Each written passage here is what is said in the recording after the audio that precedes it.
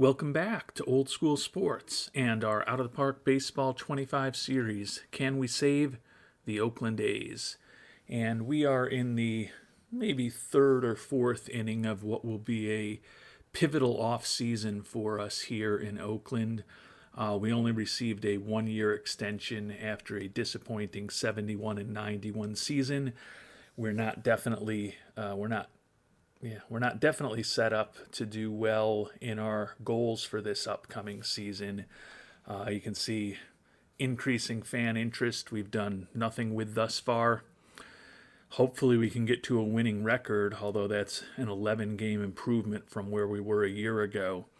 Upgrading at center field with the young outfielder in our farm system, Jake Ortega, on the way might be the most realistic goal for us, but we probably are going to want to hit on two of those three goals, particularly including having a winning record, to ensure that we get another extension next offseason. So we've got our work cut out for us. We haven't done a ton yet. We've picked up a couple of pitchers to bolster our rotation in trades before free agency even started, when we were kind of right-sizing our payroll by trading away some arbitration-eligible players who were set to make some bigger money this year, as well as some players that we had signed to longer-term contracts. But other than that, we've done nothing to improve this team, and definitely feel like we need to bring on a little bit of help for the bullpen and at least one, if not two, useful right-handed bats who will likely be outfielders. So even though it is December 30th, you may be asking, why haven't you done too much? Well, it's because we've only got about $8 million to fill those holes on this team. So we're going to have to be economical with the decision making that we have ahead of us. I am going to make one offer here as the episode gets underway, though. It's something I've been thinking about offline since the last episode, and it's also some advice that several viewers brought up. Trev9184, DLL First Base 14, and Alkshi all suggested that we should probably re-engage with Ryan Fernandez, and I think I agree with that. I had been reluctant to promise him the closer role that seems like the pivotal thing that he is looking for to sign with us. But given that he's got a lot going for him, he's a pretty solid reliever. He's also extremely popular, and given his ratings, it's not inconceivable that he could end up as our closer anyways. I think I'm willing to make that promise to him for a one-year deal and then deal with the ramifications going forward. My concerns about him, we talked about this in the last episode. He gives up a lot of home runs for the number of innings he pitches, doesn't keep the ball in the park well, and he's a pitcher with fly ball tendencies, and we've tended to not have the best luck with players like that in this playthrough. But with the money he's looking for, with the fact that it's not a long-term commitment, and with the fact that we could use a boost to the popularity as well, I'm going to offer him $1.55 million, offer him that closer role, and see what Mr. Fernandez thinks about that. He's willing to consider it, so we finally have a major league offer outstanding to somebody. You can see we've also offered a few minor league contracts recently to some players to bolster our farm system after it was rated a bit at the higher levels with some veterans we lost in the Rule 5 draft a week or so ago.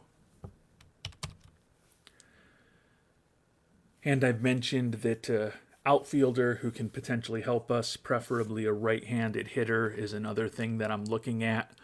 I don't think we're going to act on anything right now, but I am going to highlight 4 players that I'm kind of honing in on a bit. Going to continue to monitor these guys in the coming weeks, hope that at least 2 or 3 of them remain available for a while and perhaps the prices come down.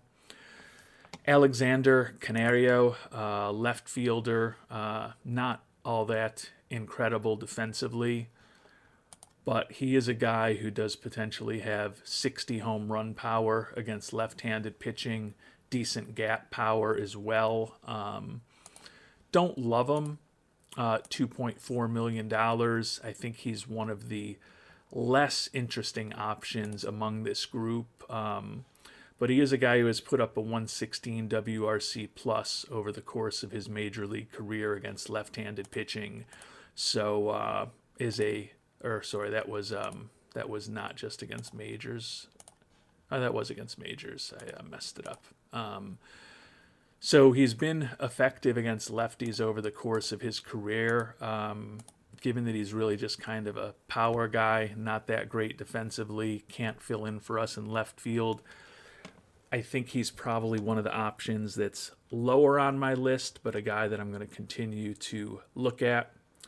Another one, Johnny DeLuca, looking for $3.8 million. Like the durability, like the fact that he's got better range. He can play center field in a pinch, although he's not going to be particularly adept out there in center. He's been a league average offensive player over the course of his career, although to be fair, these last 2 seasons basically is a pretty close to everyday player in Baltimore. He hasn't been particularly effective. And he's also a guy who has actually been worse against lefties over the course of his career, despite being a right-handed hitter, and despite the fact that his ratings indicate that he should be better against left-handed pitching. Decent gap power, slightly above average home run power. Don't feel, similar to the way I was talking about Canario. I don't feel like he's a guy that I need to jump at right now. But if the price comes down and he remains on the market, someone else to think about. Eloy Jimenez is a guy that we have looked at on many occasions in the past. He's never actually played for us. 111 WRC plus over the course of his career. And he's been very good against left-handed pitching over the course of his career. Think he could certainly help us as a left-handed bat, 60 contact, 60 power still at his age of 34 years old. He is, however, looking for a bit more money than those other 2 guys at $5.5 million. So hoping that perhaps his price comes down. And then the 4th guy I'm looking for is probably the most intriguing to me for a lot of reasons. Joey Weimer. He's got a captain personality, and he's also very popular, so good in the clubhouse and also may make the fans happy. Similar to Jimenez, looking for $5.5 million. Guy with that 60 outfield range and 80 arm, could definitely play real good right field, but we could probably get him trained up to be a competent center fielder in a pinch if we needed him. Ratings-wise, another guy who's better against lefties than he is against righties. Has that below-average contact, but decent gap power, decent home run power, and a decent eye against lefties. So feel like he could be useful in a potential platoon role for us, but similar to Jimenez with that $5.5 million price tag. That's getting kind of pricey for a guy who might only be starting 40 or 50 games a year for you in a perfect scenario. Clearly, we may end up needing to have a player like any of these guys playing for us against right-handed pitching as well, due to the limitations of our low budget and the fact that we'll probably have some injuries along the way. But would prefer to get a better deal on all of these guys, and there's not one that I necessarily love way more than the others. So I think I'm, as I said, going to still be patient over the coming weeks, hope that most of them remain on the market, and perhaps the prices start to drop a bit.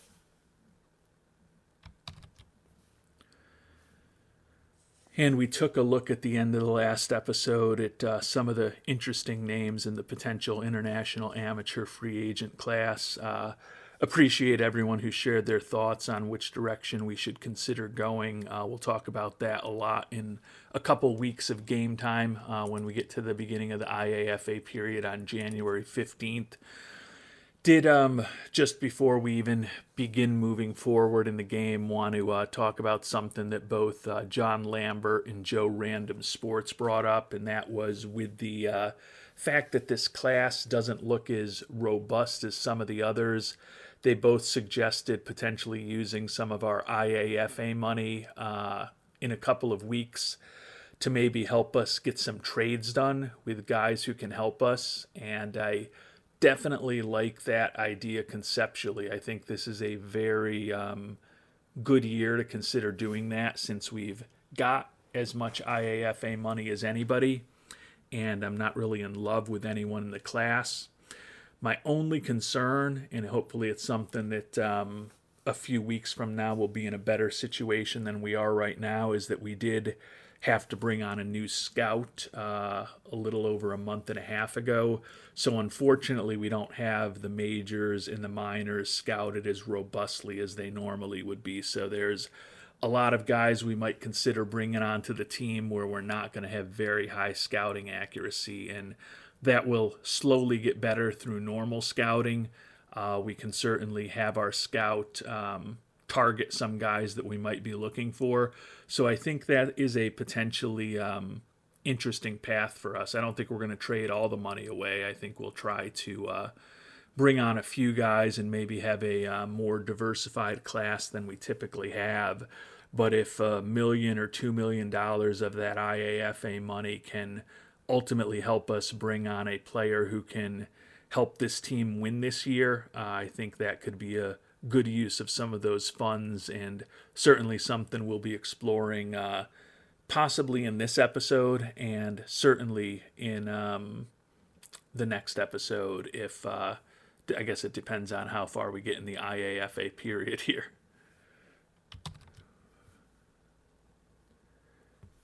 And we've simmed ahead a couple of weeks now. Still have not heard back anything from Mr. Fernandez on the free agent offer that we've made to him. Would have expected that we would have heard something positive or negative at this point, so that's probably not an incredibly good sign. But you never know. Thinking about the outfielders that we had just talked about, and the opportunity set that's out there. Canario still around, still looking for the same amount of money. DeLuca, the same situation. Jimenez, same situation. And last but not least, Weimer, still the same situation. So they're still all out there. Don't feel a need to bid against ourselves on players like that yet. Brian Buelvis, a guy who we know well, who had kind of been a right-handed hitting fourth or fifth outfielder for us until last season, is also out there. On paper, he certainly looks like he could be in the mix with those guys too. Real good contact hitter, or I guess more accurately against left-handed pitching, an above-average contact hitter with really good gap power, above-average eye. Not going to have a ton of power, but we think he should be a decent hitter against left-handed pitching. But we've thought that over the course of his career, and he's got a 91 career WRC plus, and he's actually been worse than that against left-handed pitching, with an 87 career WRC plus against lefties in 368 at-bats in our uniform. So he is certainly viewed by me as a fallback option at this point. I don't think he's as attractive as the other four outfielders that I've mentioned. But as we get closer to the IAFA period, beginning in a couple of days, we're going to also continue thinking about those trade options more broadly. And is there a guy that we might be able to bring on board if we offer him a little IAFA money to his team to kind of tamp down the types of players or prospects we might have to give in return for a right-handed hitter who could help us. And as we get ready for the beginning of the IAFA period, which we'll spend the rest of the episode talking about, I've got a trade that I kind of feel like I have to make, even though we're doing it a bit blind. We mentioned we need a right-handed hitter who can hit well against left-handed pitching. And Gleyber Torres, who's now 34 years old, is in the final year of his contract with the Phillies.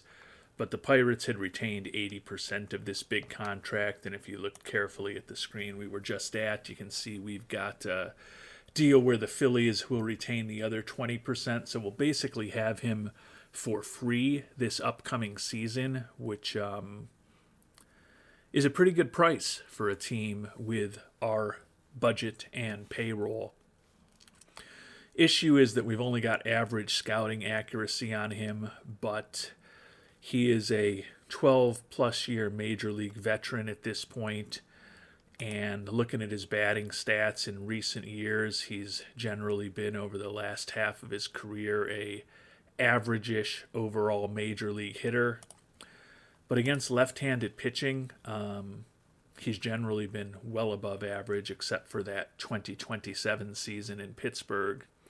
And he still is a 121 WRC plus over the course of his career against lefties. So while I would love to wait another week or so to get that scouting accuracy up to very high, I kind of view this as a no-risk proposition for us, since we wouldn't be responsible for any of his contract next year.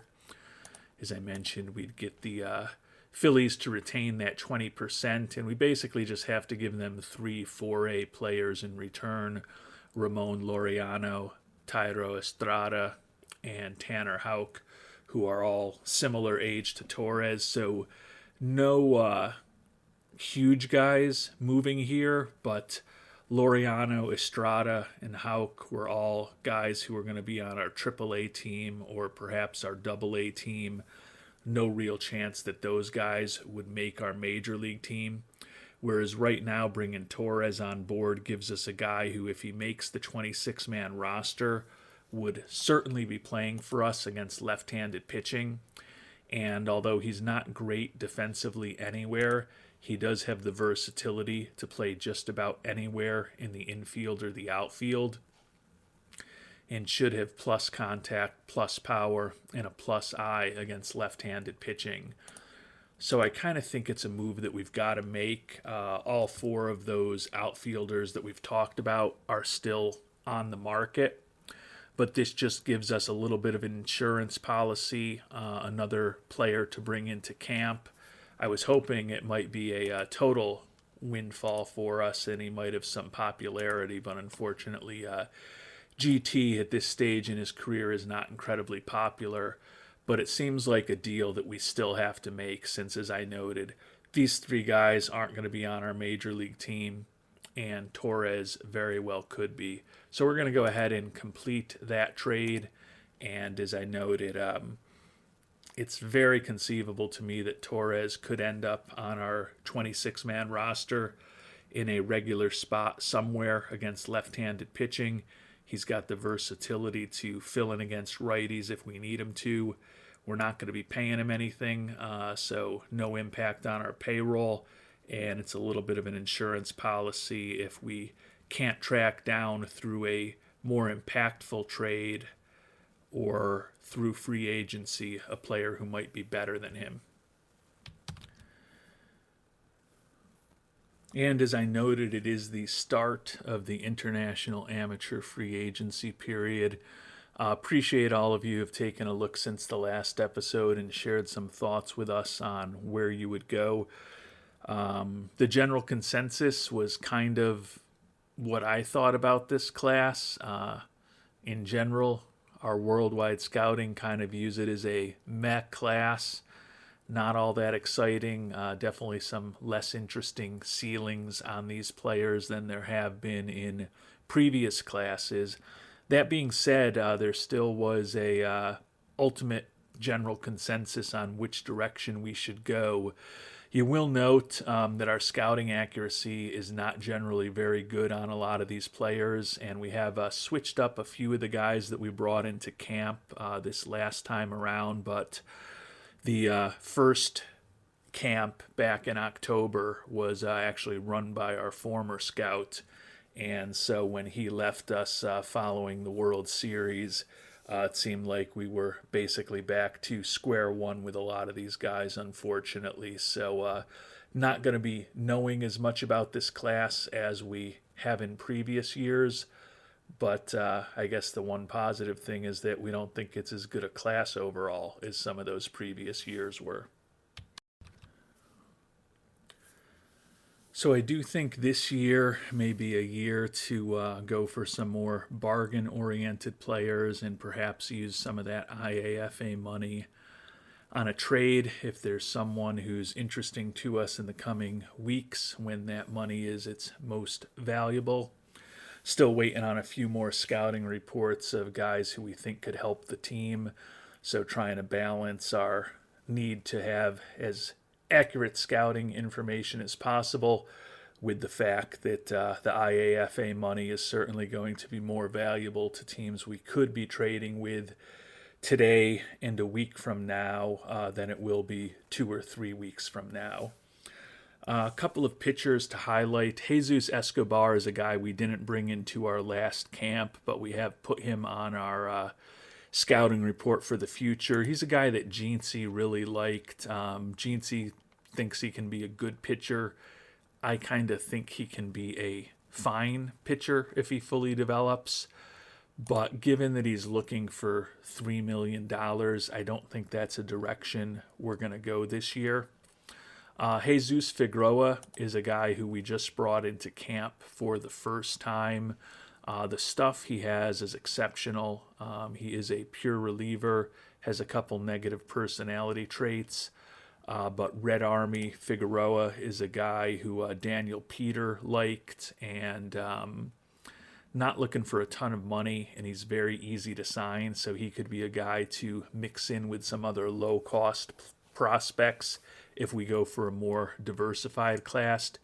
Baden Urich is a guy that we do know relatively well. High scouting accuracy, another guy who looks like he could be a pretty useful arm out of the bullpen with some positive personality traits. Fragile in terms of his injury proneness, which we don't love, and he is looking for more money than Figueroa.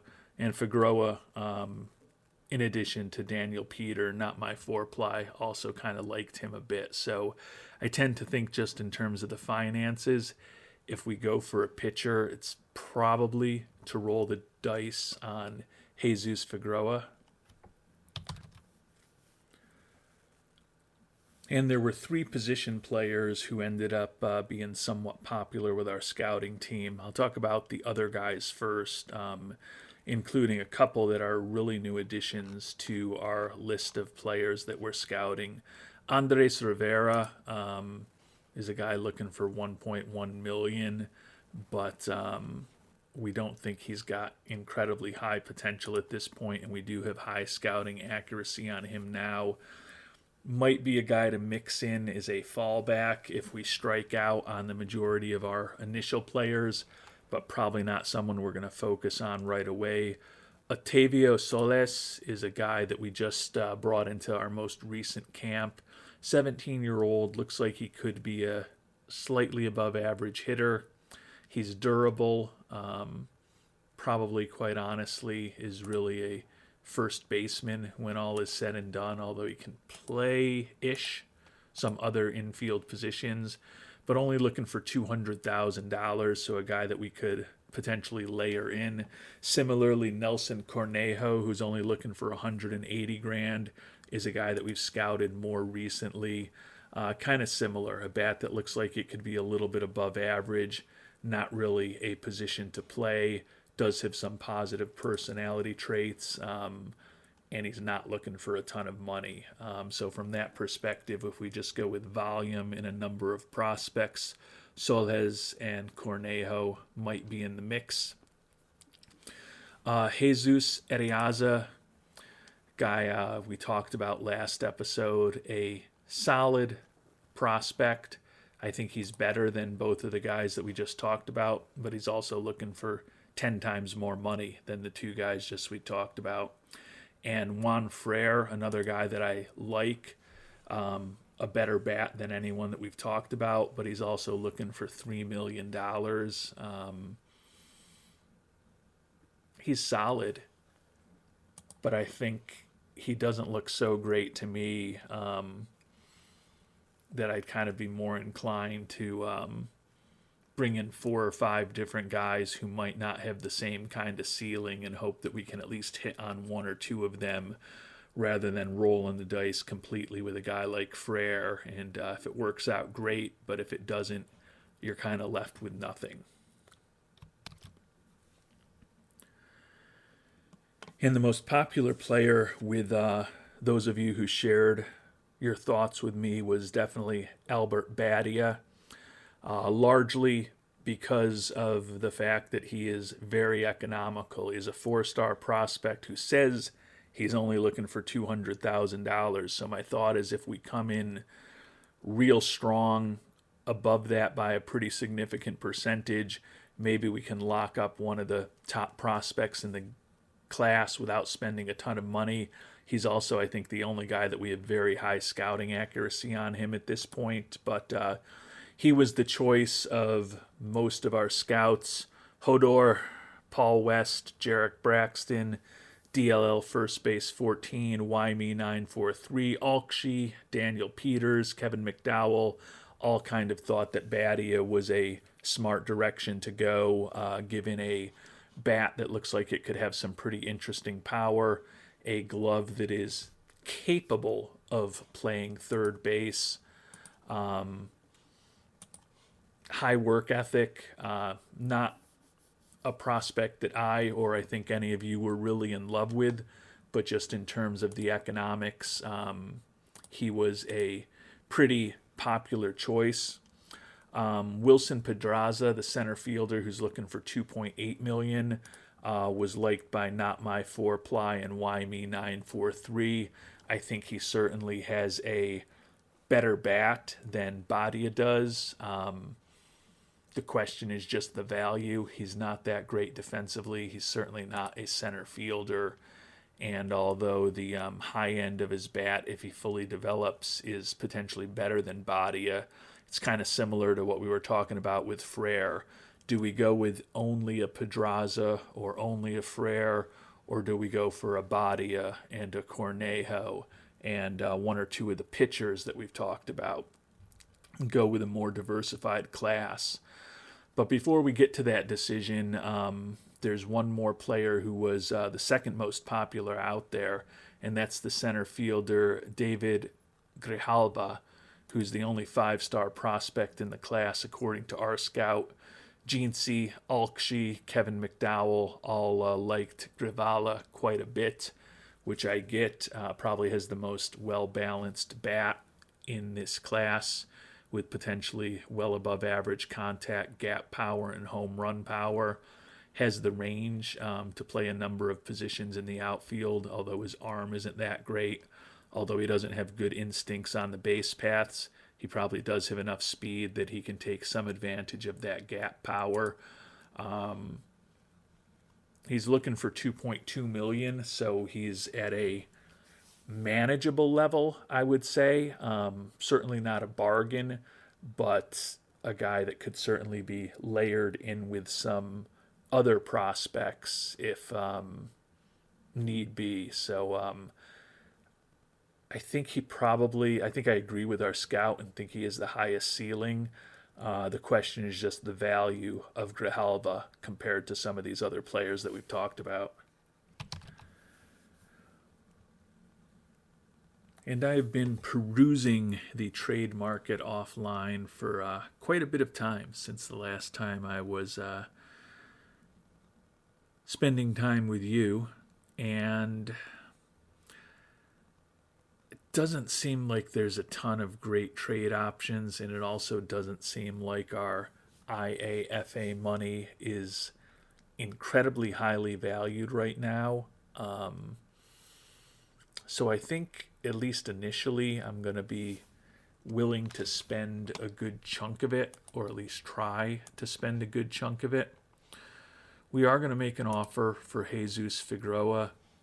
He's looking for $600,000, and we're going to be aggressive with some of these guys that we think might be bargains to try to get them locked up before we get into bidding wars. So we're going to offer Red Army Figueroa, $750,000 as a signing bonus. And then moving on to the batters, we agree with our worldwide scouting team that Badia at $200,000 seems incredibly underpriced for what he is. So we're going to be very aggressive with him, and we're actually going to double what he's looking for to $400,000 and just try to get one of the top guys in this class locked up at what would still be a bargain price if we're able to do that. We're also going to throw a few other lines into the water, so to speak. Nelson Cornejo, who's looking for $180,000. We're going to offer him $250,000. So go over on him as well. And that puts us in a situation here where we've still got tons of money to spend, $4.3 million, and we're being conservative. Otavio Soles, gonna go for him as well. He says he's looking for $200,000. We're gonna offer him $250,000 right now, just to get things going as far as a discussion. Certainly not expecting that we're gonna get all of these guys locked up, but we're going to at least, like I said, throw a lot of lines into the water. You can see 3 of them supposedly favor the offer. We haven't heard from Badia yet, who's the most important. And then, given that we've still got $4.05 million left, we're going to go hard at Grijalva as well. He says he's looking for $2.2 million. We're going to offer him $2.75 million. See if maybe we can lock him up as well. I don't think we're going to get all 5 of these guys by any stretch of the imagination, although supposedly Grijalva favors that offer that we just made as well. But if we're able to get even 3 of these guys, I think that would be a pretty good class. And you can see we've still got $1.3 million left to spend. Presumably, if we're going to try to get 4 or 5 of these guys, we're probably going to have to be using some of that money to raise our bids. But it also does still give me some money to continue playing with in the trade market as we get some scouting reports on people and start moving through this IAFA period. As I said, it doesn't seem like that money in the IAFA pool this year is incredibly highly valued by the teams that have the players we want, at least. But we're going to continue exploring some options and see what happens. And I kind of felt like things were heading in a not great direction here, but Ryan Fernandez never even responded to our offer. He signed with the Dodgers, actually for less money that we had offered him, $1.46 million. Probably feels like he has a better chance to win with the Dodgers, even though we did beat them in the World Series back in 2029. But I didn't think it was a great sign that he never responded to our offer, and his response was always pending. So definitely disappointing to miss out on him, but there are plenty of fish in the sea. And Albert Badia has come back to us and says that he likes our offer. Unfortunately, David Grijalva, who is the most expensive guy that we're looking at, says he's looking for even more money. Only $2.84 million supposedly, so it's still a number that we can hit. I think this will probably be our last offer to Grijalva, but we'll offer him $3 million.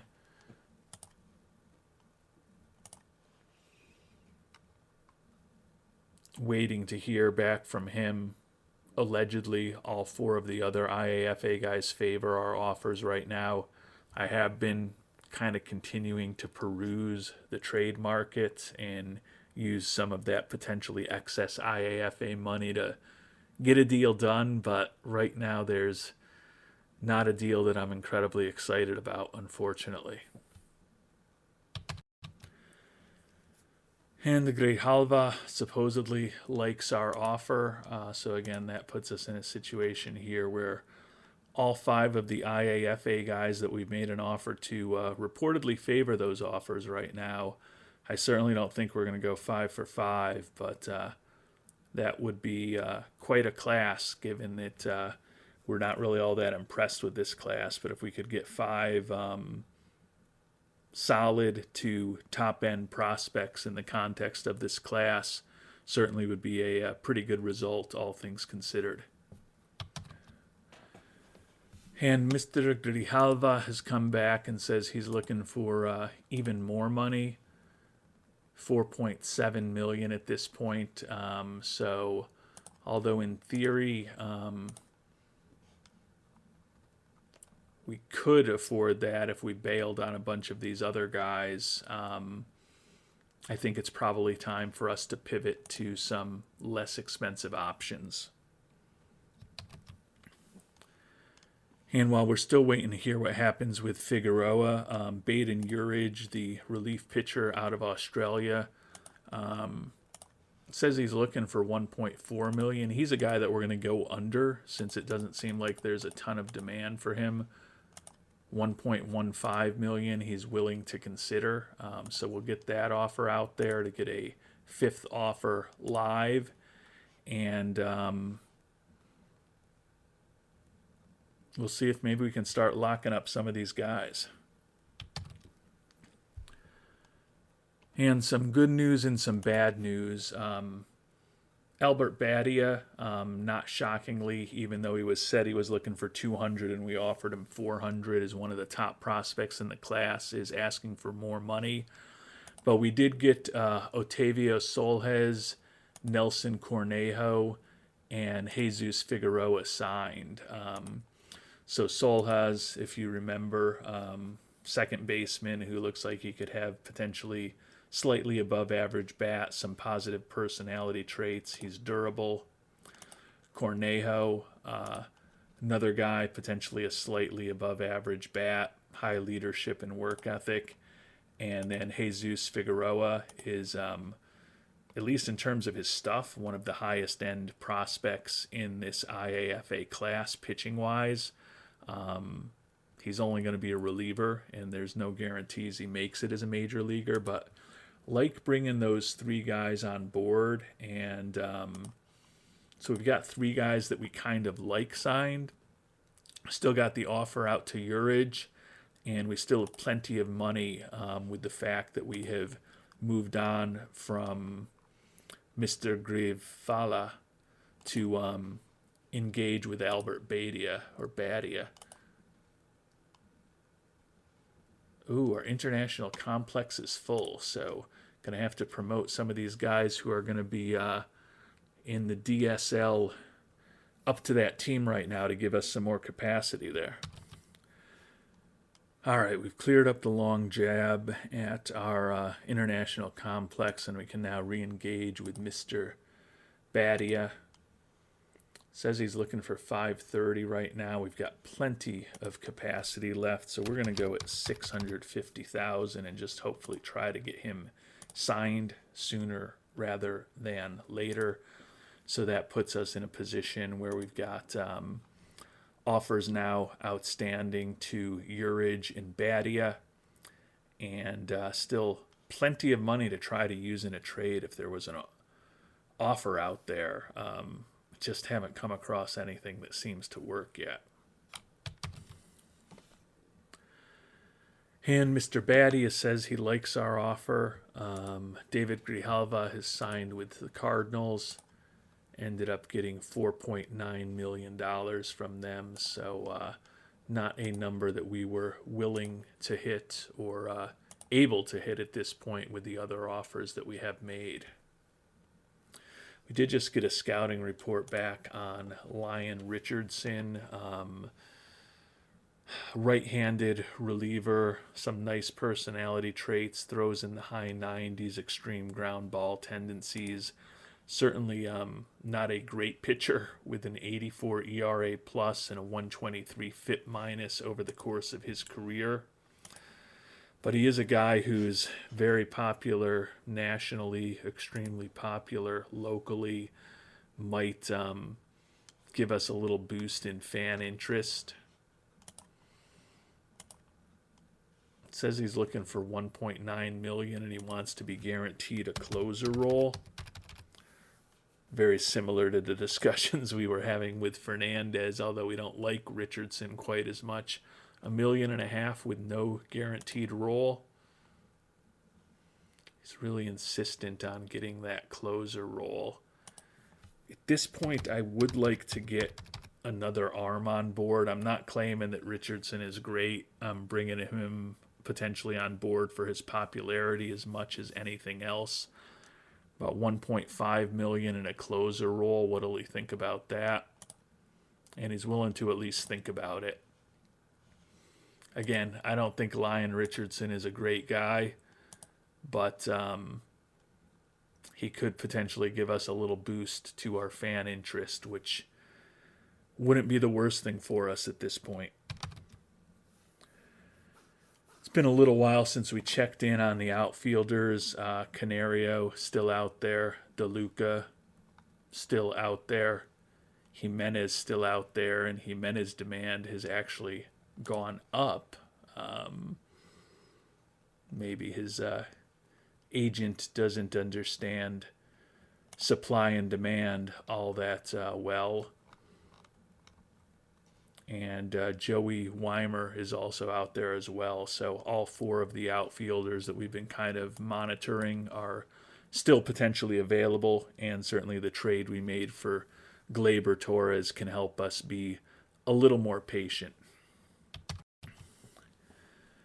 And we have now signed Baden Urich, so a second relief prospect with potentially interesting stuff to bring into our organization.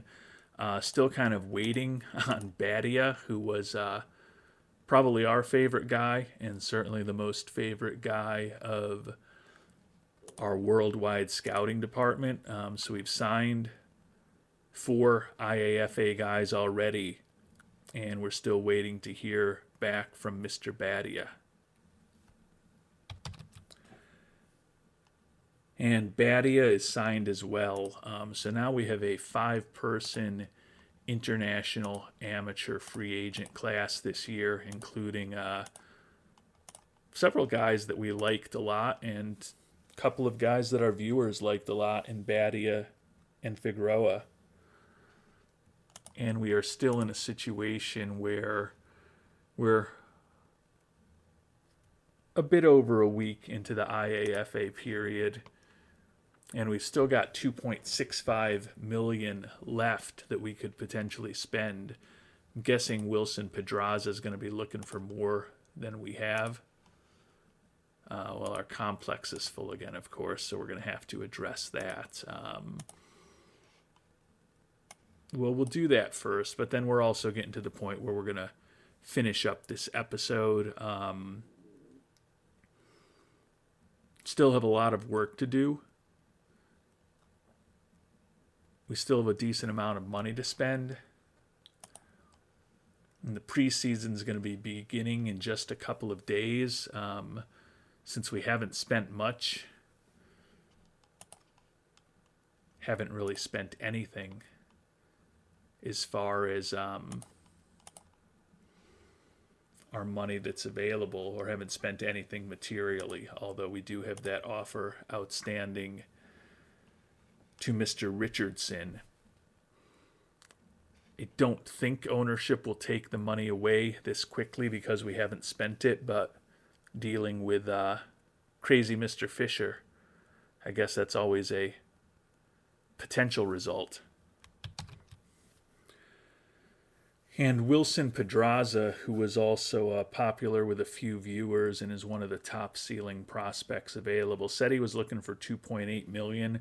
We've only got $2.65 million to offer, but I haven't found an opportunity to use it in a trade market to help us get a player that we need. So I don't think this $2.65 million is going to get it done with Pedraza, but we're going to at least throw it out there and see if maybe we can make this a 6-person IAFA class with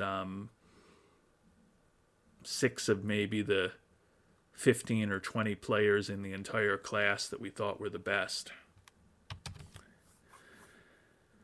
And we've got a deal done. It's another one similar to the one with Gleyber Torres that gives us a body, doesn't cost us much money.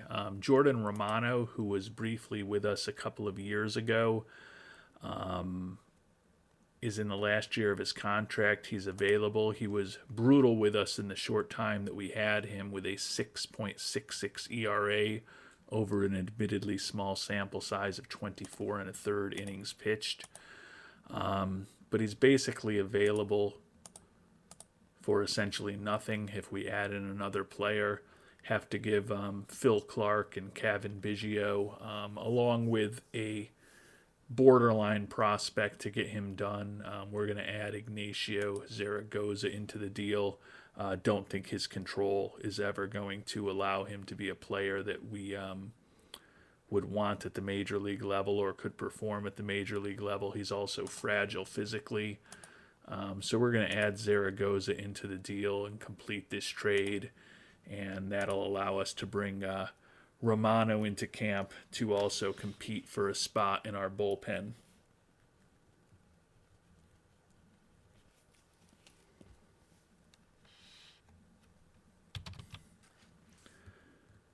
And as we get closer to the preseason, still haven't heard back from Richardson. Pedraza says he favors that offer that would use up every penny we have left in the IAFA pool. Don't know if that's accurate or not. We've temporarily taken some of the money that was given to us and just put it into scouting and player development. I don't think it's going to change whether or not Mr. Fisher will try to claw things back, but at least if that money is somewhere else rather than available, maybe he'll be a little less likely to try to cut the budget on us when the preseason begins in a couple of days.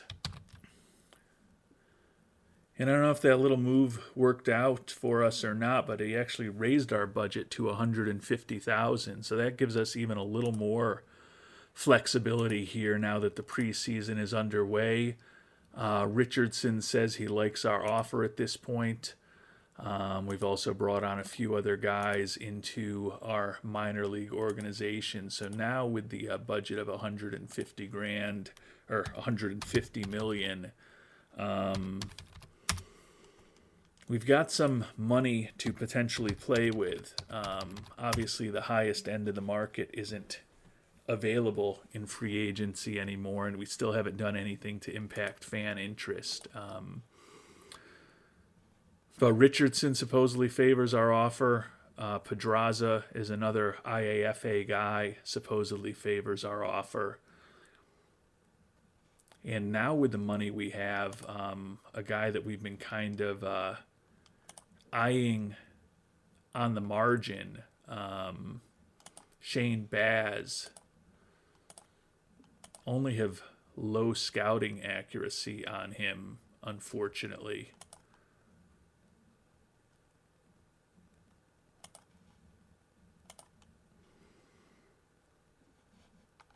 But he's a guy who could certainly start or relieve.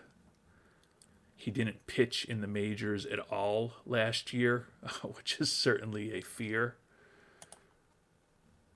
Torn PCL in his knee that has taken him 18 months to recover from. He basically missed all of 29, or most of 29, and all of 2030. So I'm going to wait to get that updated scouting report on him. But if that comes back decent, we've kind of got the money where we could potentially make a play for him.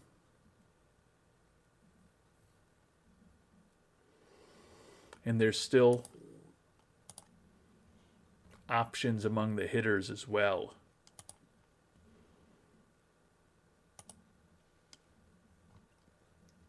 And we've got a bit more money to play with than we did before.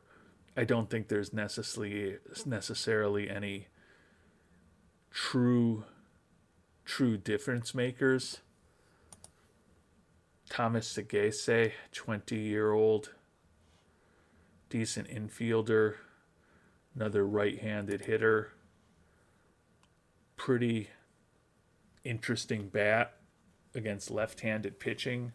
$7 million is a lot, and he's not popular. But with that recent boost, there are different guys in the opportunity set that we can potentially afford right now. So I think I'm going to do some more digging offline, some more digging between now and the next episode. Looking at the outfielders, Canario's price, I think that might be down a little bit. DeLuca, I believe, was at $3.8 million, so that's definitely down at this point. Jimenez down to $4.4 million. And Weimer down to $4.8 million. So we've been patient. Even Jesus Sanchez, a left-handed hitter rather than a right-handed hitter, but at $4.8 million.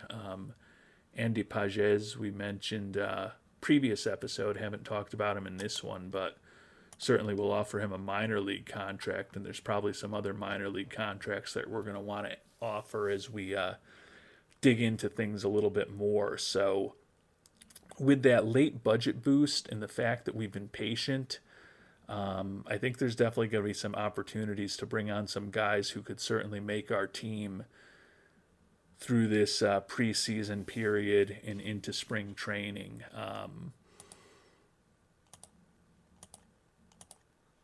And as I said, we've also signed 5 IAFA guys. We made the trades for Romano and Torres. We've still got the offer out for Richardson, which might help with fan interest, and still waiting to hear back from Pedraza. So it was a kind of a episode where we went in a lot of different directions, and we haven't done anything revolutionary.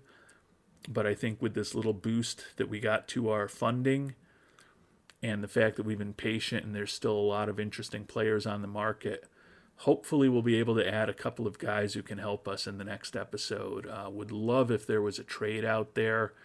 I just don't see it. I've been spending a lot of time on it, as I mentioned, but we should be able to pick up a free agent or two and hopefully set this team up for more success in 2031 than we had in 2030.